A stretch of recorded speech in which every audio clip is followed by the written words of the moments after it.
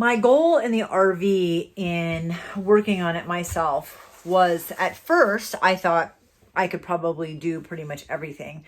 A lot of what I wanted to do, replacing sinks and faucets and little pieces of flooring and painting, I wasn't super concerned about. In the process, it became a bigger project. And also, a lot of that is because we found some things, and I'm going to point those out now.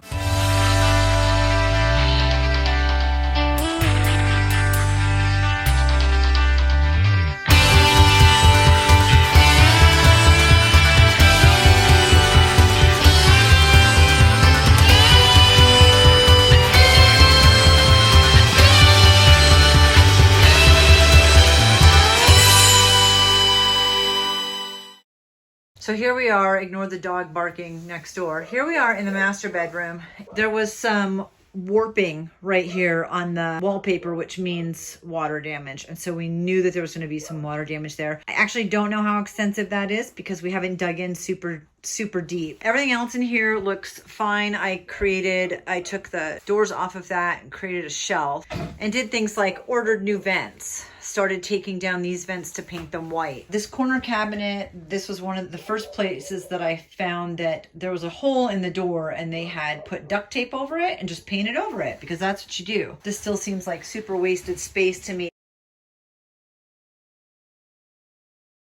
Coming through here, the bathroom sink, the medicine cabinet, and the sink cabinet are great. I took off the sink and the counter to replace those. In here in the toilet room, this top, great space, awesome space, love it. This one was a huge laundry hamper and I removed it because we wanted to put in shelves, and we found the hot water heater. Again, everything's 19 years old and it probably hasn't seen the light of day. One thing I knew we need help with is the composting toilet. The room, we were gonna wallpaper it. It seems like it's in really good shape. Moving forward, I did want to rip out the shower. One reason I wanted to do that is because that was a place that I thought water damage could have easily happened. And that was before I found the water damage in the master bedroom and in other parts. This is the pantry. It's fine. It's great. Needs a couple more shelves. The refrigerator we wanted to replace for a bigger one. It is sitting on the furnace that can be accessed from the outside. And it does have all of the panels on it, and down here on the side of it has vents. And so I know that that could be more of a challenge because of that, the vents and the furnace. So I was not going to tackle this. Coming around here, this was where the dinette was. It was a bigger space and the dinette was not in great shape and really bulky and couldn't access any of the room underneath. So I wanted to actually put the daybed here, a twin size daybed, because it fits 10 extra large milk crates underneath it, which gave us the storage for our daughter and homeschool. Over here, I got the kitchen sink out. I hadn't gotten the countertop off yet. We were going to stick with this stove and try it out, see how it worked, knowing that there is enough space from the end of this cabinet to the end of the stove to put a 24-inch apartment stove. Took out the microwave, so that space is ready. And I wanted to open some of this up. There are some cabinets that just have a lot of wasted space. The kitchen is kind of set up super wonky. A bunch of little openings to get into much larger space beyond. And I wasn't certain if we should paint it and make it work and get a new sink and countertop, or if it would be better to just replace the entire cabinet. But I wasn't sure, and keeping it was a simpler option. And this cabinet's great. These cabinets had a broken door, could have fixed it, but I would rather turn this side into an open shelf. Now here's where I ran into the first problem. I removed the couch. This whole section's on the slide, the kitchen and this couch. And I expected to see the motor, but I did not expect this to be a metal frame that was 4 inches off the ground.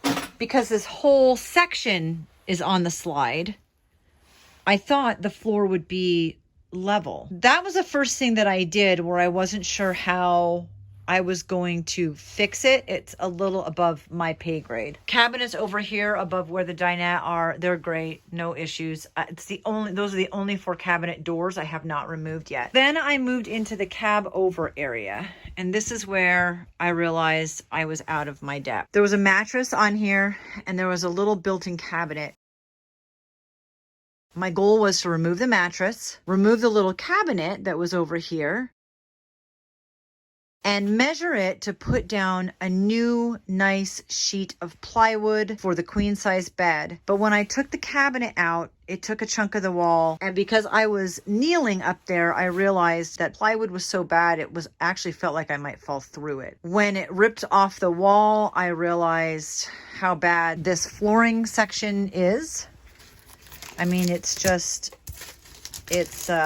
like so much water damage, it's burnt. And some of the screws were so rusty that they actually didn't have a place you could put the screwdriver into them. Got to this point and stopped because I realized that this 2-week renovation where I was going to make everything pretty and clean and replace some sinks was a much bigger deal. This definitely made me realize that it could probably go into this wall on this side, and I'm pretty sure it's in this wall. The good thing is that in looking at everything else in between, there's no sign of water damage. And then you get to the back and there's this sign back here where I was trying to do as much as I possibly could by myself and then have somebody come in and help with small projects that I couldn't quite finish and help paint. This looks like a near gut job. Also, if we can't turn this slide area by the kitchen, if we can't level it and turn it into cabinet space, then the couch has to go there. That makes a huge difference in how we were going to get more space in here and layout. The only thing that I really dislike about this space is that there's absolutely no storage in the kitchen and no storage in the master bedroom.